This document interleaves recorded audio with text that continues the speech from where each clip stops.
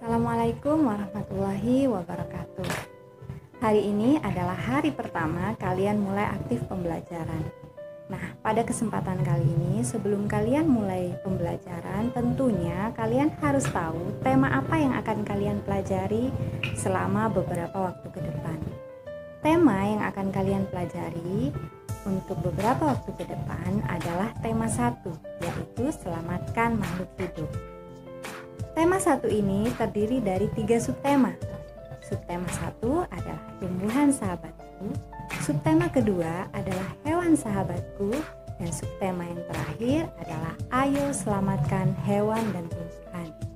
Nah, sebelum kita mulai pembelajaran pada hari ini yang perlu kalian tahu, kita belajar subtema 1, pembelajaran 1. Sebelum kita mulai belajar, tentunya kalian harus tahu tujuan pembelajaran hari ini. Tujuan pembelajaran hari ini adalah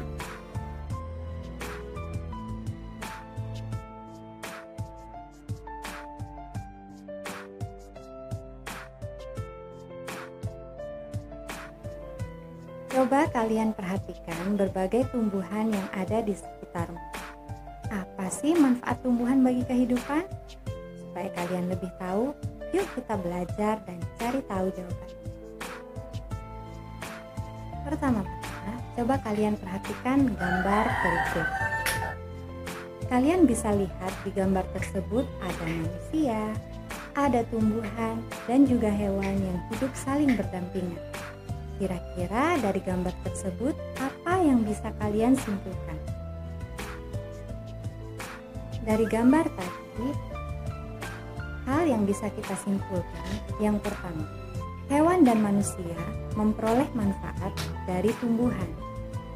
Yang kedua, manfaat tumbuhan bagi manusia antara lain, yang pertama sebagai sumber energi bagi manusia. Yang kedua, tumbuhan tentunya sebagai sumber oksigen untuk bernafas. Yang ketiga, tumbuhan sebagai sumber vitamin untuk menjaga kesehatan tubuh. Yang keempat, tumbuhan berfungsi sebagai pengikat air tanah. Dan yang terakhir, tumbuhan juga berfungsi sebagai peneduh dan memperindah kehidupan di bumi. Bagi hewan, tumbuhan sangat berperan penting dalam kehidupan mereka, karena tumbuhan merupakan sumber energi utama bagi hewan. Nah, anak-anakku, tumbuhan sangat berperan penting bagi kehidupan baik itu manusia maupun bagi hewan, karena tumbuhan sendiri merupakan penghasil oksigen dan produsen cadangan makanan yang sangat dibutuhkan oleh keberlangsungan hidup manusia dan hewan. Nah, apa yang akan terjadi jika tidak ada tumbuhan di muka bumi? Tentunya bumi akan gersang dan kehidupan manusia dan juga hewan tidak akan berlangsung. Baik anak-anakku, setelah kalian mendengar penjelasan tentang manfaat tumbuhan baik itu bagi manusia maupun bagi hewan, sekarang bagi yang memiliki bukunya silahkan buka halaman 2 sampai halaman 3. Nah, di situ ada bacaan seperti yang ada di sini, bacaan yang berjudul Bagaimana Jagung Berkembang Biak. Nah, di situ kalau kita perhatikan, bacaan tersebut memiliki beberapa paragraf.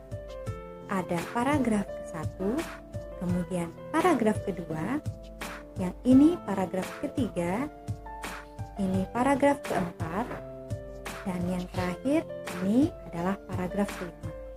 Dari bacaan tersebut dapat kalian lihat bahwa bacaan yang berjudul Bagaimana Jagung Berkembang Biak memiliki 5 paragraf.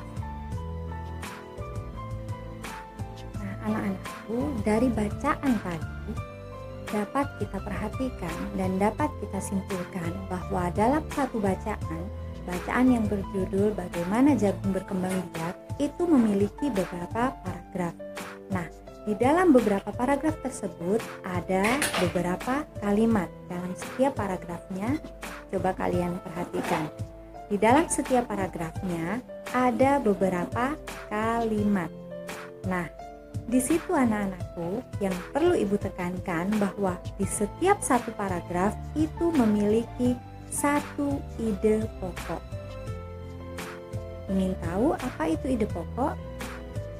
Ide pokok secara bahasa yang ringan, bahasa yang lebih mudah kita pahami, ide pokok itu adalah pokok bahasan atau membicarakan tentang apa sih paragraf yang ini.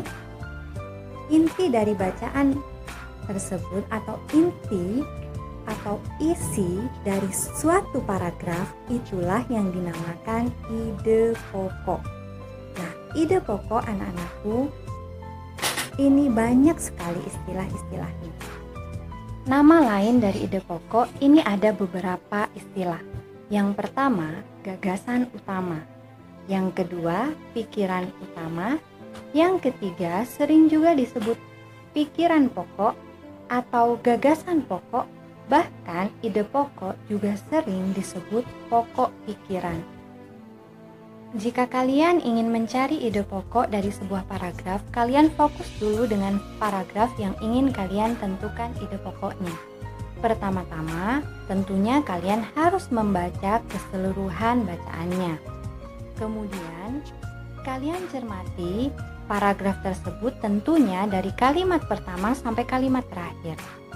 Setelah kalian baca dan mencermati seluruh kalimatnya, kalian tentukan kalimat mana yang kalian anggap paling penting dan mewakili isi paragraf tersebut.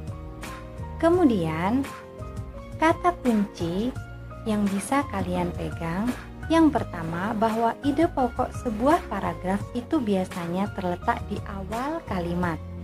Di awal paragraf maksud ibu guru. Bisa juga kalimat yang terakhir merupakan ide pokok dari paragraf tersebut. Tapi ada kemungkinan lain bahwa ide pokok berada di kalimat di awal paragraf, bisa juga di akhir paragraf. Namun harus kalian ingat bahwa ide pokok dari sebuah paragraf itu hanya ada satu ide pokok. Agar kalian lebih paham cara mencari ide pokok, ibu akan mengambil paragraf 1 sebagai contoh. Setelah kita lihat dan kita baca, di situ ada 3 kalimat yang ada pada paragraf 1. Nah, sekarang dari kalimat-kalimat yang ada, kita akan mencari kalimat yang paling penting dari paragraf tersebut. Kalimat yang paling penting adalah jagung merupakan salah satu tanaman yang dijadikan bahan makanan pokok di berbagai negara, salah satunya di Indonesia. Kalimat penting tersebut bisa kita sebut sebagai kalimat utama. Nah, dari kalimat utama tersebut bisa kita ambil ide pokoknya. Caranya, kita meringkas kalimat tersebut menjadi kalimat yang lebih pendek, namun isinya tidak mengurangi makna dari kalimat tersebut. Berdasarkan kalimat yang sudah kita pilih, maka kalimat yang lebih ringkas akan menjadi jagung merupakan salah satu tanaman bahan makanan pokok. Nah, kalimat tersebut bisa kita sebut sebagai ide pokok. Setelah kalian memahami cara mencari ide pokok dalam sebuah paragraf, sekarang giliran kalian untuk mengerjakan soal yang ada di halaman 4 atau perhatikan gambar berikut. Terlebih dahulu kalian baca bacaan mengenai bagaimana jagung berkembang biak. Di situ ada 5 paragraf. Kalian cari ide pokok dari setiap paragraf tersebut, kemudian kalian tuliskan pada diagram seperti gambar tersebut. Setelah kalian baca bacaan mengenai bagaimana jagung berkembang biak, pasti di situ kalian akan tahu bahwa jagung berkembang biak menggunakan bunga. Nah, sekarang kita akan belajar bagian-bagian bunga dan kita akan mencari tahu kenapa bunga bisa menjadi alat untuk perkembangbiakan. Perhatikan bagian-bagian bunga yang ada pada gambar tersebut. Bunga memiliki tangkai bunga, dasar bunga, kelopak bunga, mahkota, bakal biji, benang sari, kepala sari, kepala putik, dan juga tangkai putik. Nah, pada bagian-bagian bunga tersebut ada bagian-bagian yang sangat penting yang dibutuhkan oleh tumbuhan agar bisa melakukan proses perkembangbiakan, terutama proses perkembangbiakan yang terjadi secara kawin atau sering disebut perkembangbiakan generatif. Gambar tersebut adalah gambar yang diperjelas dari bagian-bagian bunga, di antaranya bagian putik, benang sari, dan juga bakal biji. Karena bagian-bagian tersebut adalah bagian yang berperan penting pada proses perkembangbiakan pada tumbuhan, terutama perkembangbiakan generatif. Perkembangbiakan generatif diawali dengan terjadinya proses penyerbukan, baru kemudian terjadi proses pembuahan.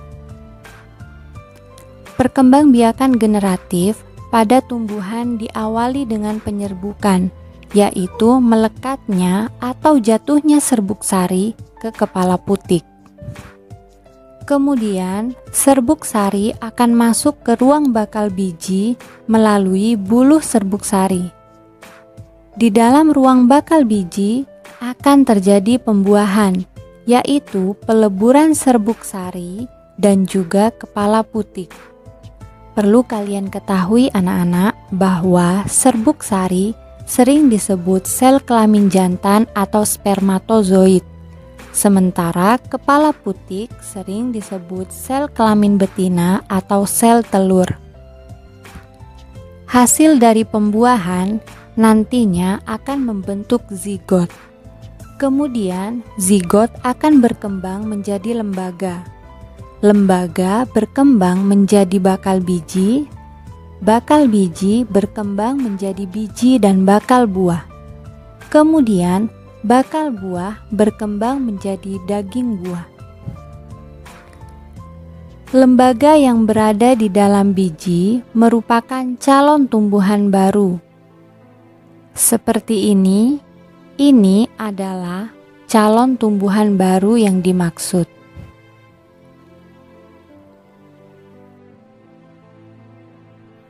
Tumbuhan yang berkembang biak secara generatif atau secara kawin tidak hanya terjadi pada jagung saja, tetapi ada tumbuhan-tumbuhan lain yang berkembang biak secara generatif. Di antaranya ada padi, mangga, durian, salak, jambu, dan banyak lagi tumbuhan-tumbuhan lainnya. Setelah kalian mendengar penjelasan mengenai proses penyerbukan dan pembuahan pada tumbuhan, sekarang saatnya kalian mencari informasi baik di dalam buku bacaan maupun bisa browsing internet mengenai apa manfaat perkembangbiakan generatif atau manfaat perkembangbiakan secara kawin yang terjadi pada tumbuhan.